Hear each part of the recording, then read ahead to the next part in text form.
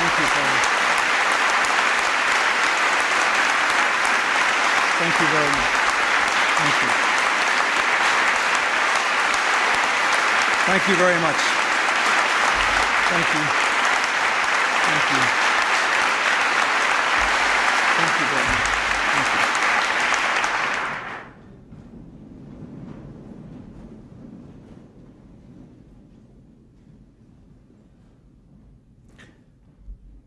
Thank you very much to my good friend, Father O'Donovan. You just gave the speech in 5 minutes. There's nothing for me to say.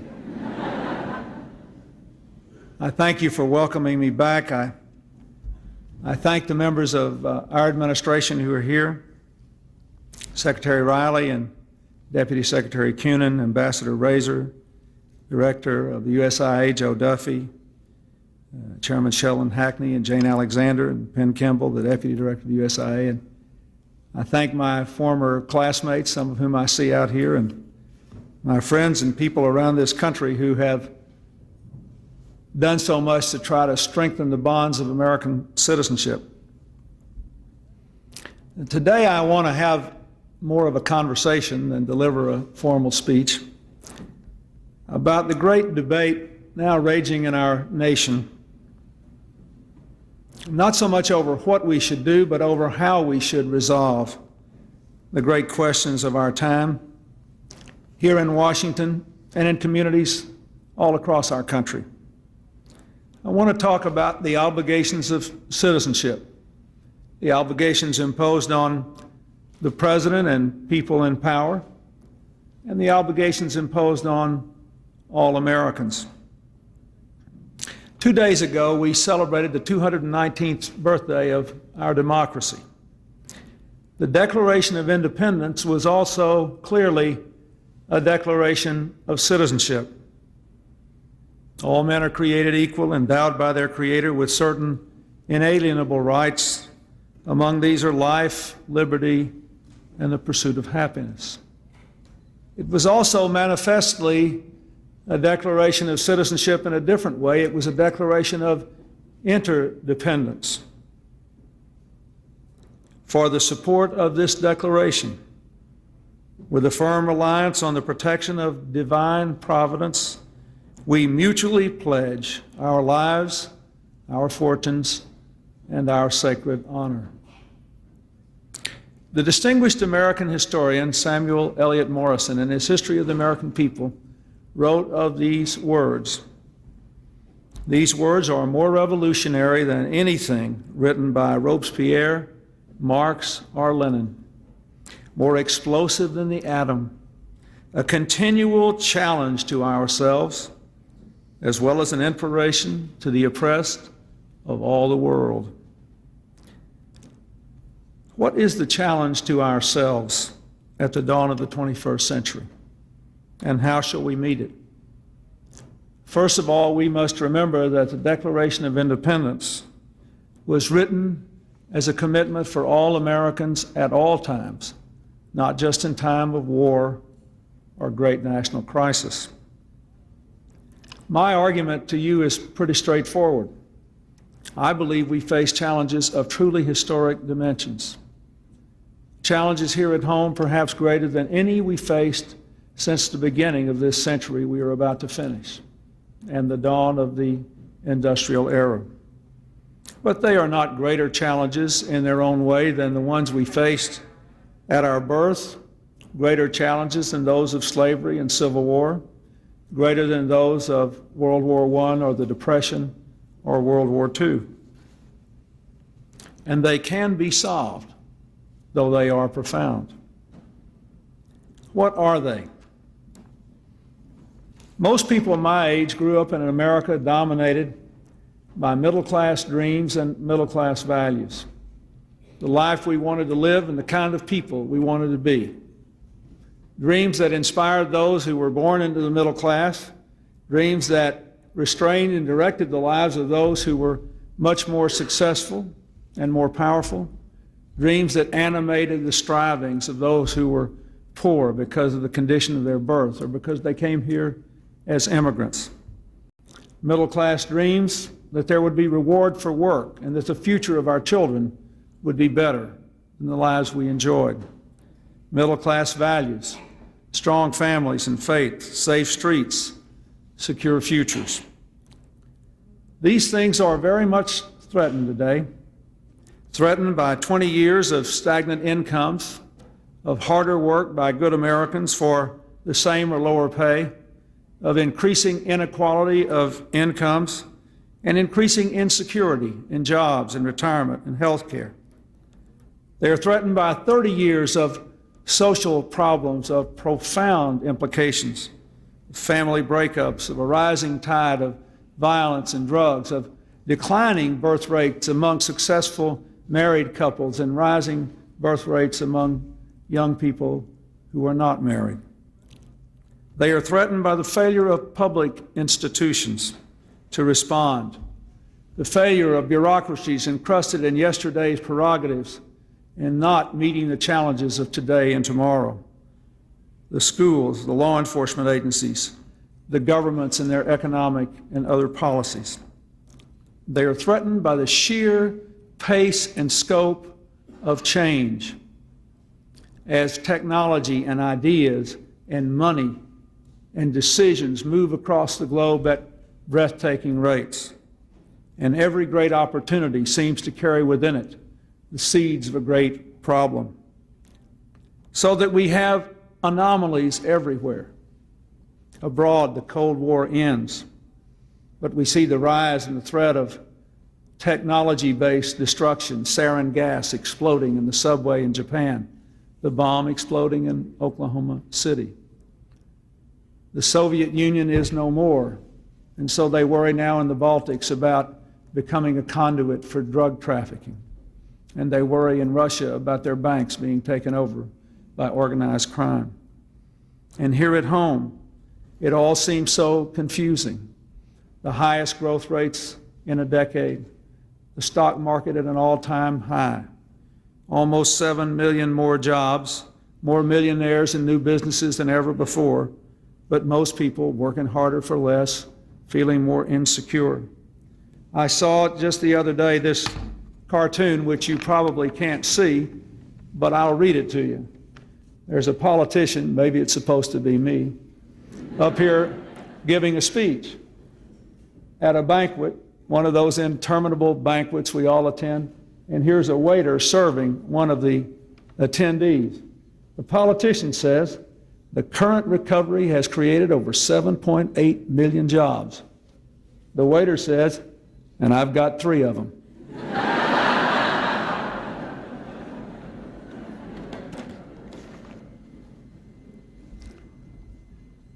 In 1991, as Father O'Donovan said, I came here to Georgetown to talk about these challenges and laid out my philosophy about how we as a people, not just as a government, but as a people, ought to meet them. I called it the New Covenant. I will repeat briefly what I said then because I don't believe I can do any better today than I did then in terms of what I honestly believe we ought to be doing. I think we have to create more opportunity and demand more responsibility. I think we have to give citizens more say and provide them a more responsive, less bureaucratic government.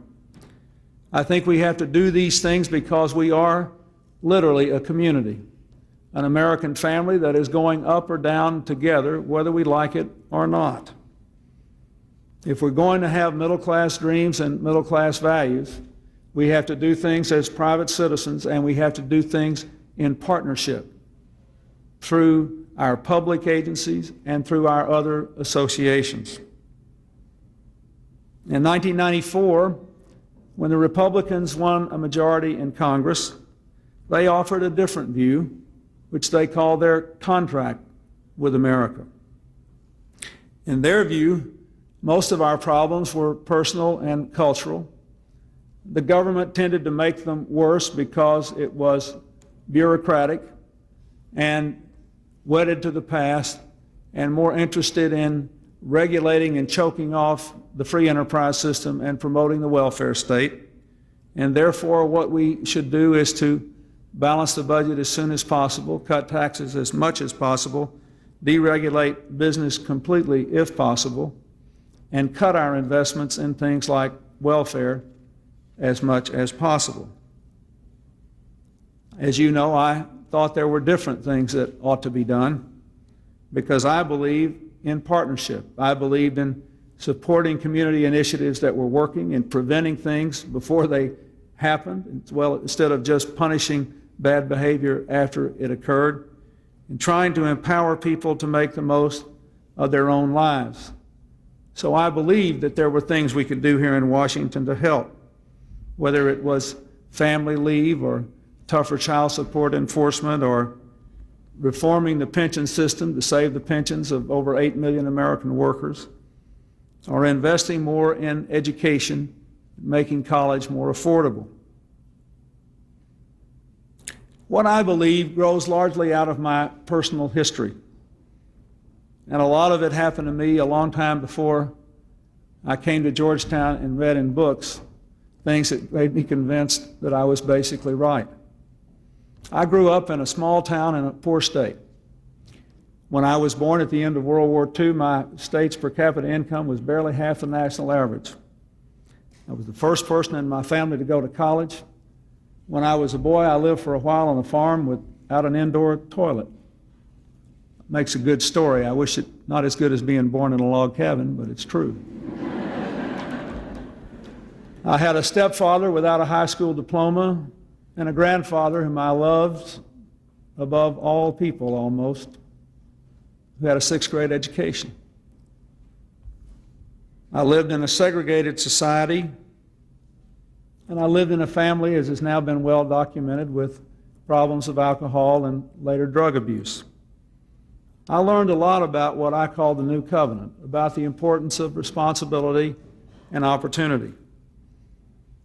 I lived in a family where everybody worked hard and where kids were expected to study hard. But I also had a lot of opportunity that was given to me by my community. I had good teachers and good schools. And when I needed them, I got scholarships and jobs. I saw what happened to good people who had no opportunity because they happened to be black or because they happened to be poor and white and isolated in the hills and hollows of the mountains of my state. I saw what happened in my own family to people who were good people but didn't behave responsibly. My stepfather was very responsible toward me, but not very responsible toward himself. Anybody who's ever lived in a family with an alcoholic knows that there is nothing you can do for somebody else they are not prepared to do for themselves. And my brother, after all of his struggles with drug addiction, which included even serving some time in jail, I'm sometimes more proud of him than I am of what I've done, because he has a family and a son and a life. Not because of the love and support we all gave him, but because of what he did for himself. So my whole political philosophy is basically rooted in what I think works. It works for families and communities, and it worked pretty well for our country for a long time.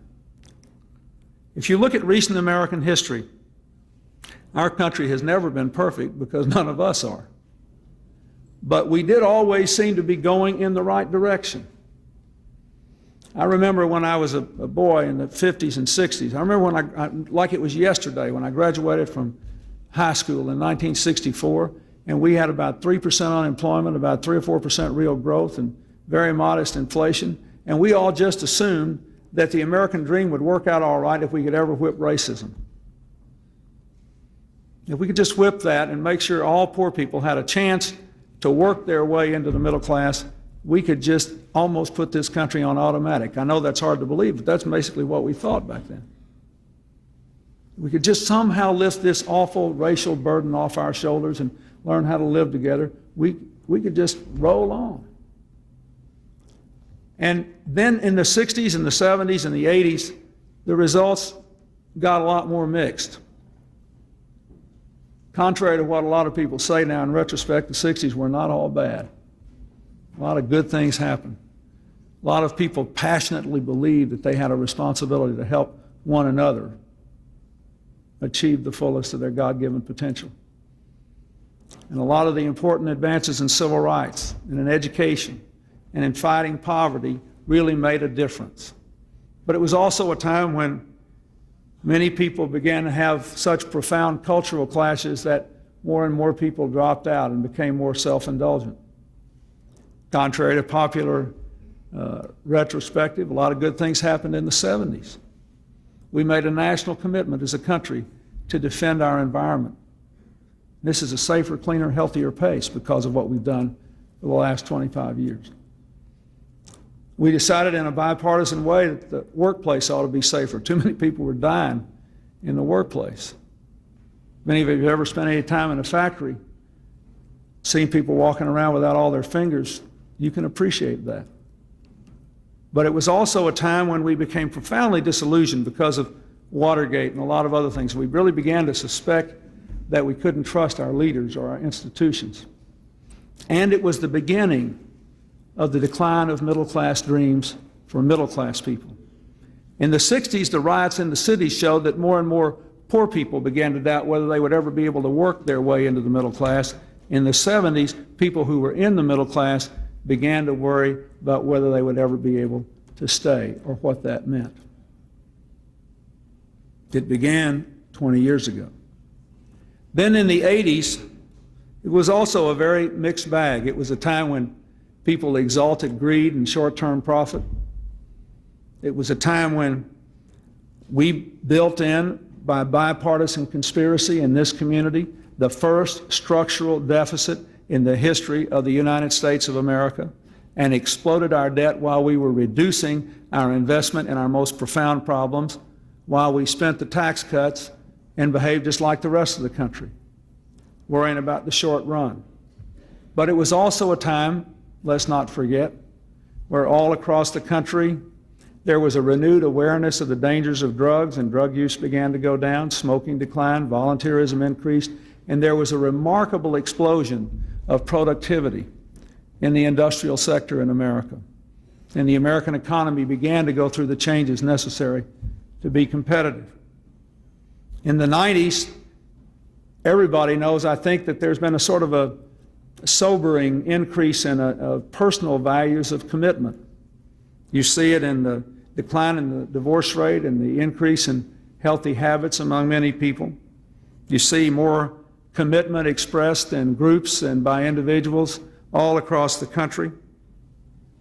You see it in people reaffirming their commitment to the families and in small and large ways. The remarkable husband and wife minister team that I introduced at the State of the Union, the Reverend Cherries and their AME Zion Church near here, now one of the 2 or 3 biggest churches in America, founded on family outreach. The phenomenal success of this Promise Keepers organization can fill any football stadium in America. It's an astonishing thing because people want to do the right thing and they want to get their families and their lives back together, and that's encouraging. But let us not forget that these profound problems endure. Middle-class dreams and middle-class values, the things which have shaped our life and our experience and our expectations, are still very, very much at risk. I will say again, we have all these aggregate indices that the economy has done well. Almost 7 million new jobs, stock market's over 4,500. All the things that you know. But while average income has gone up, median income, the person in the middle, has declined in the last 2 years. A sense of job security has declined with all the downsizing. More and more people as temporary workers. This is the only advanced country in the world where there's a smaller percentage of people under 65 in the workforce with health insurance today than 10 years ago. Millions of American people go home at night from their work and sit down to dinner and look at their children and wonder what they have done wrong. What did they ever do to fail? And they're riddled with worries about it. Millions more who are poor have simply given up on ever being able to work their way into a stable lifestyle, and that doubtless is fueling some of the disturbing increase in casual drug use among very young people and the rise in violence among young people. That threatens middle-class values. In almost every major city in America, the crime rate is down, hallelujah.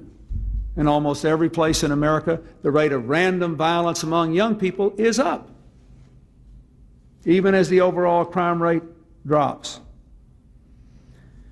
Government is struggling to change, and I'm proud of the changes we have made, but no one really believes that government is fully adjusted to the demands of the 21st century, the information age. It clearly must still be less bureaucratic, more empowering, rely more on incentives. We still have to reduce spending, and we have to find a way to do it while increasing our investment in the things that will determine our ability to live middle-class dreams. Politics has become more and more fractured, just like the rest of our lives, pluralized. It's exciting in some ways, but as we divide into more and more sharply defined organized groups around more and more stratified issues, as we communicate more and more with people in extreme rhetoric through mass mailings or sometimes semi-hysterical messages right before election on the telephone, or 30-second ads designed far more to inflame than to inform, as we see politicians actually getting language lessons on how to turn their adversaries into aliens, it is difficult to draw the conclusion that our political system is producing the sort of discussion that will give us the kind of results we need. But our citizens, even though their confidence in the future has been clouded and their doubts about their leaders and their institutions are profound, want something better. You could see it in the way they turned out for the town meetings in 1992. You could see it in the literally overwhelming response that I have received from people of all political parties to the simple act of having a decent, open conversation with the Speaker of the House in Claremont, New Hampshire. People know we need to do better. And deep down inside, our people know this is a very great country, capable of meeting our challenges.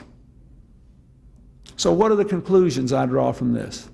First of all, don't kid yourself. There are real reasons for ordinary voters to be angry, frustrated, and downright disoriented. How could our politics not be confusing when people's lives are so confusing and frustrating and seem to be so full of contradictory developments?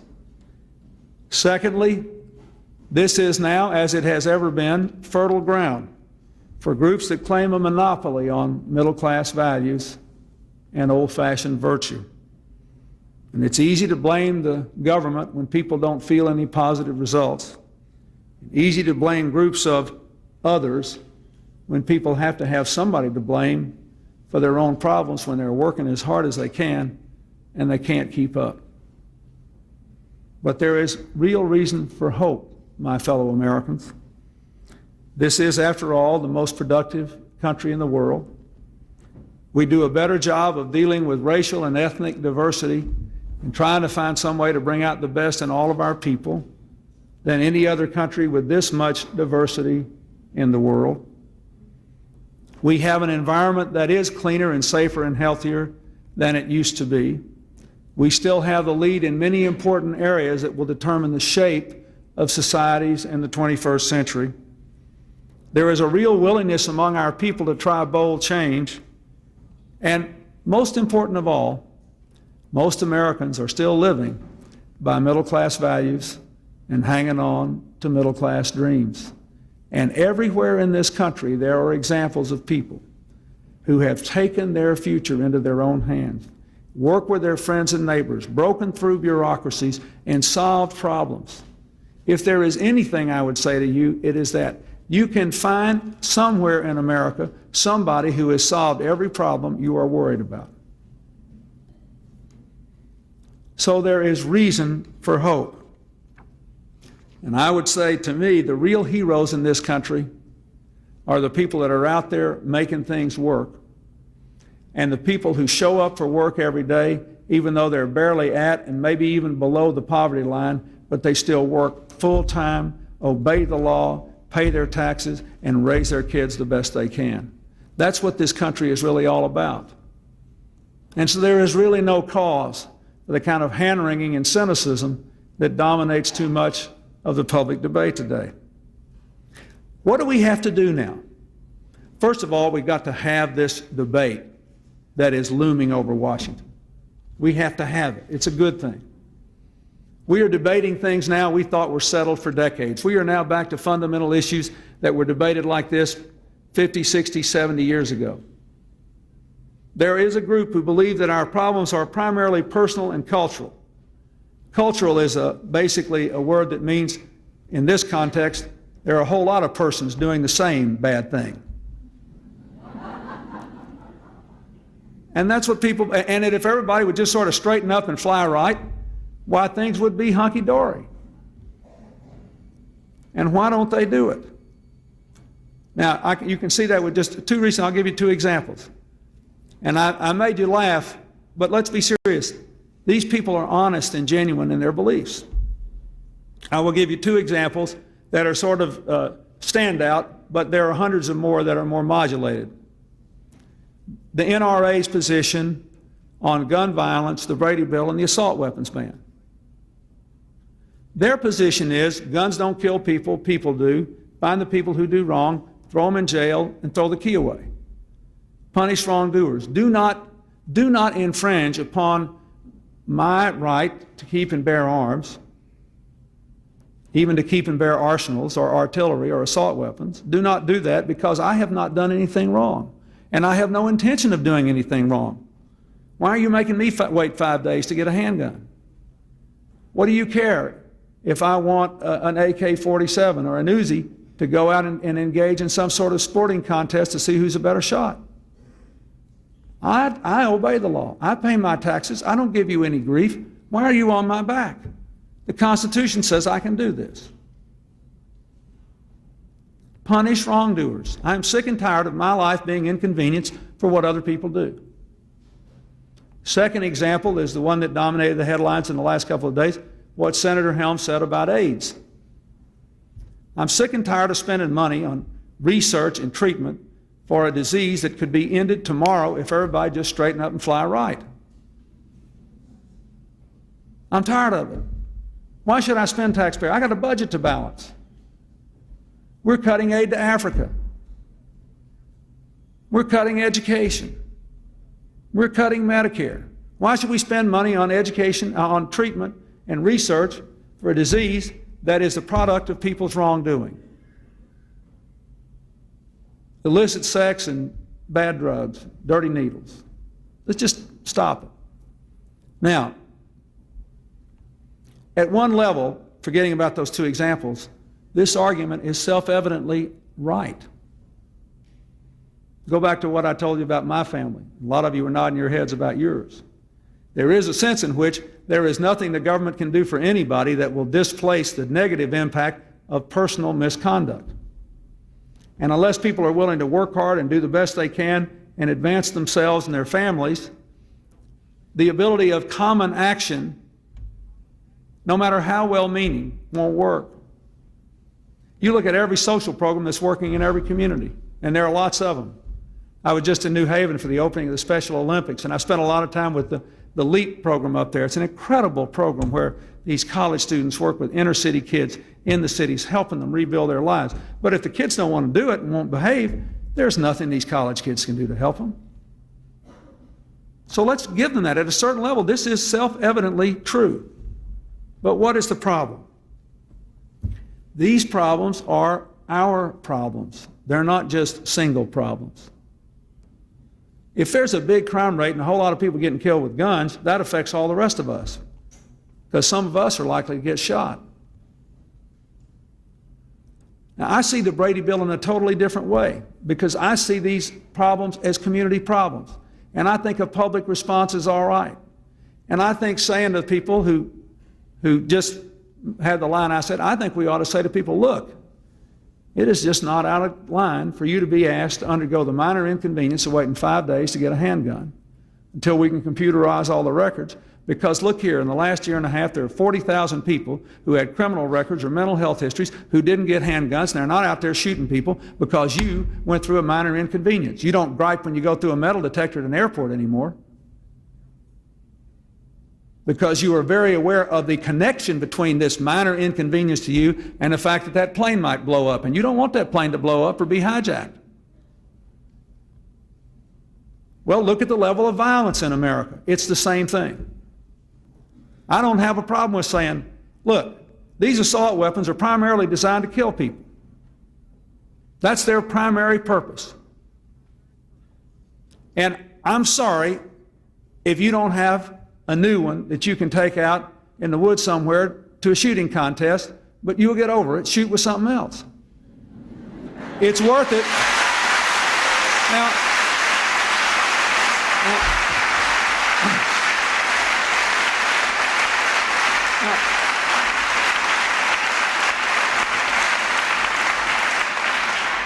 I'm glad you're clapping. I'm glad you agree with me. But remember, the other people are good people who honestly believe what they say. That's the importance of this debate. It's the attitudes. We're having this debate. The NRA that I knew as a child, the NRA that I knew as a governor for years, were the people who did hunter education programs, the people that helped me resolve land boundary disputes when retirees would come to the mountains in the northern part of my state and go into unincorporated areas and who could and couldn't hunt on whose land. And they actually helped save people's lives, and they solved a lot of problems. I mean, these are deeply held worldviews about working toward. But the way I look at it is it's like the airport metal detector. Or I'll give you another example. It might not be popular in this group. I agree with the Supreme Court decision on requiring people who want to be on high school athletic teams to take drug tests. Not because I think all kids are bad, not because I think they all use drugs, but because casual drug use is going up among young people again. It is a privilege to play on the football team. It is a privilege to be in the band. It is a privilege to have access to all these activities. And I say it's like going through the airport metal detector. You ought to be willing to do that to help get the scourge of drugs out of your school and keep kids off drugs. That's what I believe. Because I see it as a common problem. So we all have to give up a little and go through a little inconvenience to help solve problems and pull the country together and push it forward. But this is a huge debate. Look at the AIDS debate. You may think it's a little harder. First of all, the truth is, not everybody who has AIDS gets it from sex or drug needles. I got a picture on my desk at the White House of a little boy named Ricky Ray. He and his family were treated horribly by people who were afraid of AIDS when they first got it, through blood transfusions, he and his brother. And he died right after my election. I keep his picture on my table to remember that. Elizabeth Glazier was a good friend of mine. She and the daughter she lost and her wonderful son that survived her, they didn't get AIDS through misconduct. So that's just wrong. I know a fine woman doctor in Texas who got AIDS because she was treating AIDS patients and she got the tiniest pinprick in her finger. 1,000,000 to 1 to 2,000,000 to 1 chance. But secondly, and more to the point, the gay people who have AIDS are still our sons, our brothers, our cousins, our citizens. They're Americans too. They're obeying the law and working hard. They're entitled to be treated like everybody else.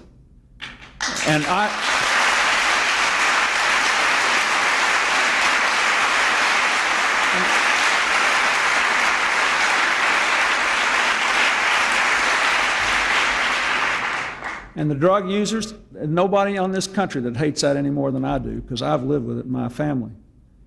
But I fail to see why we would want to hasten people's demise, because they paid a terrible price for their abuse.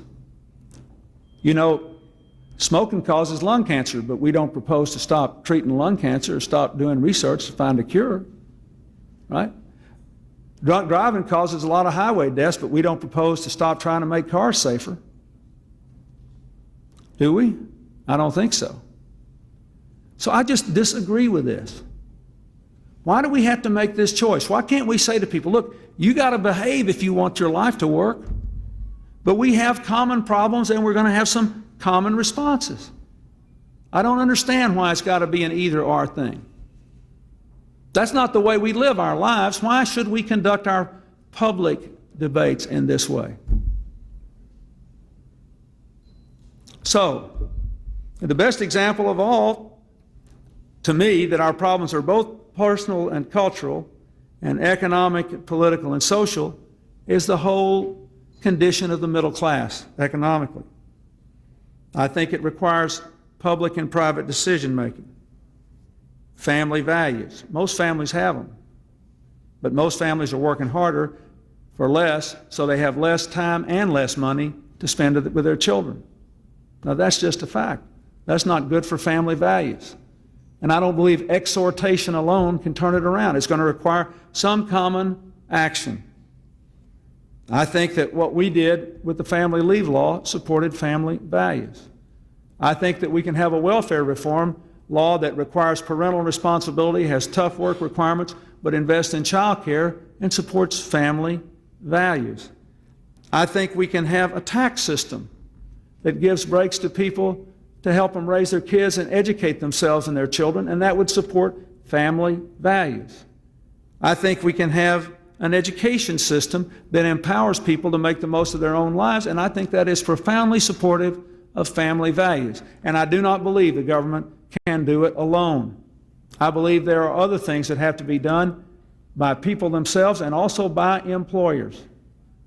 One of our major newspapers had an article yesterday on the front page, or the day before, saying in the New World economy, the employers call all the shots, talking about how more and more workers were temporary workers, more and more people felt insecure. You know, it's all very well to exhort people, but if they're out there really busting it, doing everything they can and falling further behind, and they're not being treated fairly by people who can afford to treat them fairly, then that's something else again, isn't it? The global economy, automation, the decline of unionization, and the inadequate response of too many employers to these changes have led to a profound weakening of the condition of many American workers. There aren't many companies like Nucor, a non-union company, a steel company, where people get a fairly low base hourly wage, but they get a weekly bonus. Nobody's ever been laid off. Every employee with a college kid, a child who's college age, gets about $2,500 a year as a college allowance. And the pay of the executives is tied to the performance of the company and cannot go up by a higher percentage than the pay of the workers goes up. Now, by contrast, in the 12 years before I took office, this is all in the private sector, the top management of our company's pay went up by 4 times what their workers' pay went up and 3 times what their profits went up, percentage-wise. And that trend has largely continued, if anything, accelerated, even though we limited the tax subsidy for it in 1993. So I would say to you that there are some things that mere exhortation to good conduct will not solve, that require other responses that are public or that are private, but go beyond just saying these are personal and cultural problems. I also think that if we want to maintain a public response, there must be a relentless effort to change, but not to eviscerate the government. We have tried weak government, non-existent government in a complex industrial society where powerful interests that are driven only by short-term considerations call all the shots. We tried it decades and decades ago. It didn't work out very well. Didn't even produce a very good economic policy. Had something to do with the onset of the Depression. On the other hand, we know that an insensitive, overly bureaucratic, yesterday-oriented, special interest-dominated government can be just as big a nightmare. We've done what we could to change that. The government has 150,000 fewer people working today than it did when I took office. We've gotten rid of thousands of regulations and hundreds of programs. We have a few shining stars like the Small Business Administration, which today has a budget that's 40% lower than it did when I took office, is making twice as many loans, has dramatically increased the loans to women and minorities, has not decreased loans to white males, and hadn't made a loan to a single unqualified person. We can do these things. I wish I had all day to talk to you about what the Secretary of Education has done in the Education Department to try to make it work better and make common sense and involve parents and promote things like greater choice of schools and the building of charter schools and character education in the schools. You don't have to, it's not an easy either-or thing.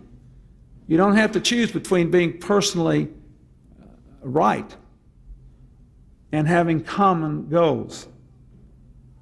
So that's my side of the argument. That's why I think my new covenant formulation is better to solve the problems of middle-class dreams and middle-class values than the Republican contract. But perhaps the most important thing is not whether I'm right or they are. The important thing is, how are we going to resolve this, and what are citizens going to do? How can we resolve the debate? I believe, and you got to decide whether you believe this, I believe that a democracy requires a certain amount of common ground. I do not believe you can solve complex questions like this at the grassroots level or at the national level or anywhere in between if you have too much extremism of rhetoric and excessive partisanship. Times are changing too fast. We need to keep our eyes open. We need to keep our ears open. We need to be flexible. We need to have new solutions based on old values. I just don't think we can get there unless we can establish some common ground. And that seems to me to impose certain specific responsibilities on citizens and on political leaders. And if I might, just let me say them. They may be painfully self-evident, but I don't think they're irrelevant. Every citizen in this country's got to say, what do I have to do for myself or my family, or nothing else counts? The truth is that nobody can repeal the laws of the global economy, and people that don't have a certain level of education and skills are not going to be employable in good jobs with long-term prospects. And that's just a fact. The truth is that if every child in this country had both parents contributing to his or her support and nourishment and emotional stability and education and future, we'd have almost no poor kids, instead of having over 20% of our children born in poverty. Those things are true. The second thing is, more of our citizens have got to say, what should I do in my community? You know, it's not just enough to bemoan the rising crime rate or how kids are behaving or whatever. That's just not enough. It is not enough. Not when you have example after example after example, from this LEAP program I mentioned, to the I Have a Dream program, to the world-famous Habitat for Humanity program, to all these local initiative support corporations that are now going around the country revolutionizing slum housing and giving poor working people decent places to live, to the work of the Catholic social missions in Washington, D.C. and other places.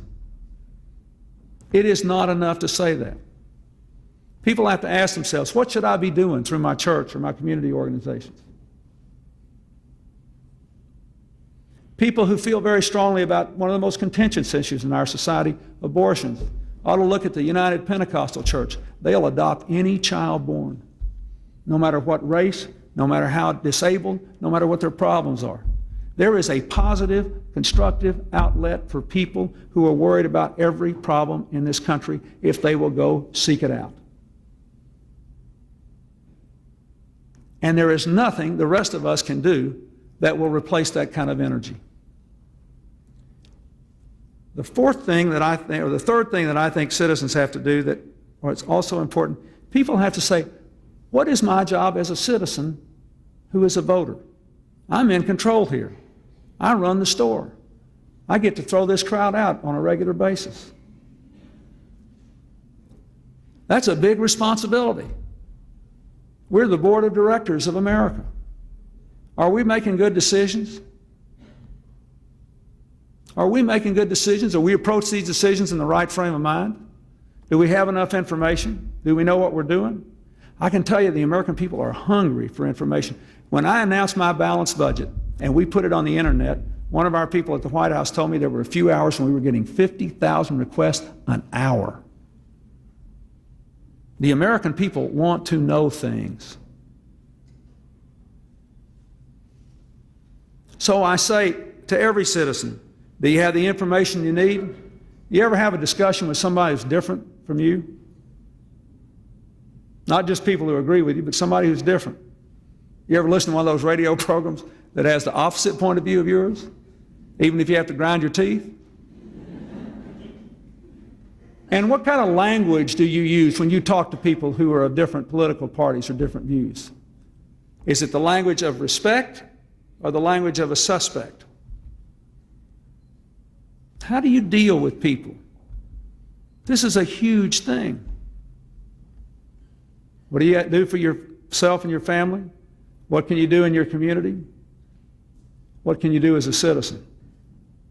Thomas Jefferson said he had no fear of the most extreme views in America being expressed with the greatest passion as long as reason had a chance.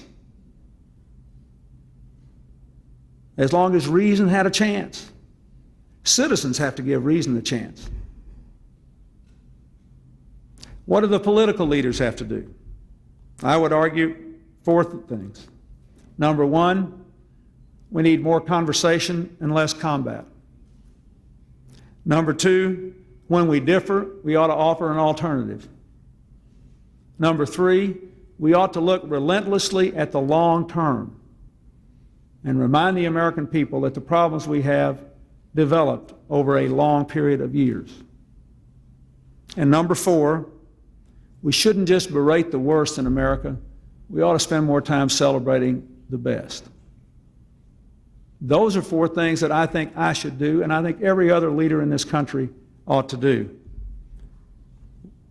Conversation, not combat. That's what I tried to do with the speaker in New Hampshire, and I want to do more of it with others. I'm willing if they are. I think it'd be good for America.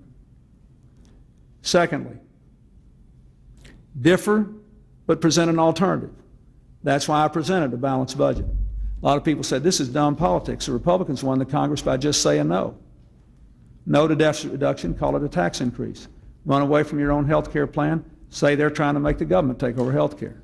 That may be, but that's because this is a confusing time. It's still not the right thing to do. Americans don't want just say no politics. If they can get the truth, they'll make the right decisions 99 times out of 100. And we have to offer an alternative. And so do they. We all should. When we differ, we should say what we're for, not just what we're against. The third thing is important, looking for the long term. I was really sad in 1994. I'll be honest with you, on Election Day, I was sad. I kind of felt sorry for myself. I thought, gosh, you know, the real problems in this country are these income problems, and look what we've done with the family leave law. We've cut taxes for families with incomes under $28,000 a year by $1,000 a year. We've done, and I reeled it all off, and I said, gosh, I feel terrible. And then I realized, how could they possibly feel anything in 2 years? These income trends are huge, huge trends. Huge, sweeping over 2 decades. Vast international forces behind them. Trillions of dollars of money moving across international borders, working to find the lowest labor cost and pressing down. Untold improvements in automation so fast that you just can't create enough high-wage jobs to overcome the ones that are being depressed in some sectors of the economy. These are huge deals. How could people have felt that? Nonetheless, our job is not to get reelected. It's to think about the long term, because the problems are long-term problems. I want to read what President Havel said in his Harvard commencement speech about this, more eloquent than anything I could say. The main task of the present generation of politicians is not, I think, to ingratiate themselves with the public through the decisions they take or their smiles on television. Their role is something quite different: to assume their share of responsibility for the long-range prospects of our world and thus to set an example for the public in whose sight they work. After all, politics is a matter of serving the community, which means that it is morality in practice. I could hardly have said it better. Fourth, maybe the most important thing is we should not just condemn the worst, we ought to find the best and celebrate it, and then relentlessly promote it as a model to be followed. You know, I kept President Bush's Points of Light Foundation when I became president. And we recognize those people every year because I believe in that. I thought that was one of the best things he did. But I tried to institutionalize it in many ways. That's what AmeriCorps is all about. The National Service Program gives young people a chance to earn money for college by working in grassroots community projects all across the country. When I was in New Haven at the LEAP program, I had AmeriCorps volunteers there. I was in Texas the other day, walking the streets of an inner city, and a girl with a college degree from another state was there working with welfare mothers because she was raised by a welfare mother who taught her to go to school, work hard, and get a college degree, and she did. We have to find a way to systematically see these things at work sweep across this country with high standards and high expectations and breaking through all this bureaucracy that keeps people from achieving. We can do that. And the president ought to do even more than I have done to celebrate the things that work.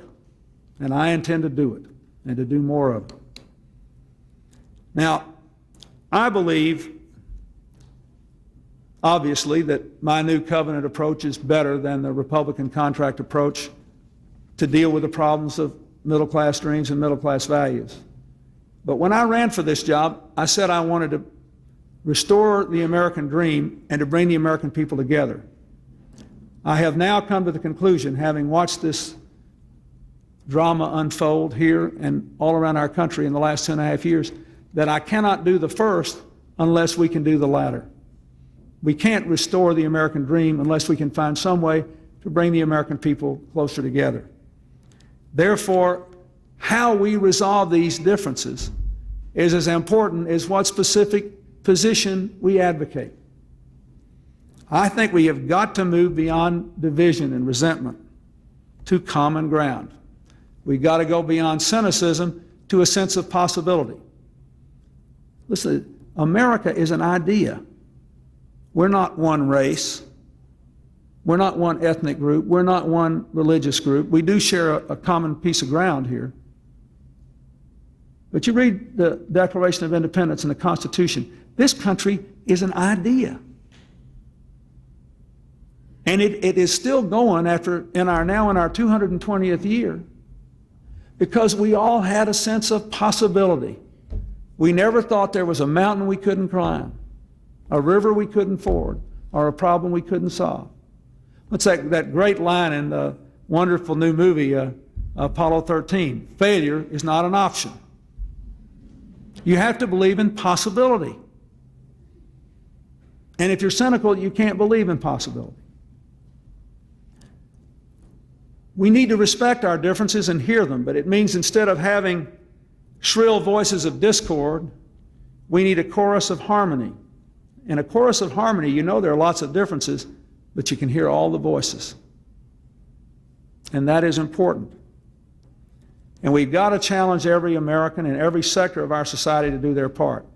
We have to challenge in a positive way and hold accountable people who claim to be not responsible for any consequences of their actions that they did not specifically intend.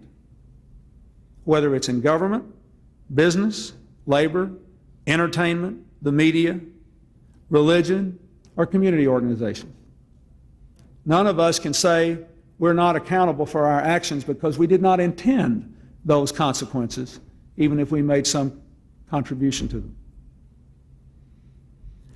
2 days ago, on July the 4th, the people of Oklahoma City raised their flags and their spirits to full mast for the first time since the awful tragedy of April 19th. Governor Keating and Mayor Norrick led a celebration in Oklahoma City, which some of you may have seen on television. A celebration of honor and thanks for thousands of Oklahomans and other Americans who showed up and stood united in the face of that awful hatred and loss for what is best in our country. You know, Oklahoma City took a lot of the meanness out of America. It gave us a chance for more sober reflection. It gave us a chance to come to the same conclusion that Thomas Jefferson did in his first inaugural. I want to read this to you with only this bit of history. Thomas Jefferson was elected the first time by the House of Representatives in a bitterly contested election in the first outbreak of completely excessive partisanship in American history. In that sense, it was a time not unlike this time, and this is what he said. Let us unite with our heart and mind. Let us restore to social intercourse that harmony and affection without which liberty and life itself are but dreary things. We can redeem the promise of America for our children. We can certainly restore the American family for another full century if we commit to each other, as the founders did, our lives, our fortunes, and our sacred honor. In our hour of greatest peril and greatest division, when we were fighting over the issue which we have still not fully resolved, Abraham Lincoln said, "We are not enemies, but friends. We must not be enemies." My friends, amidst all our differences, let us find a new common ground. Thank you very much.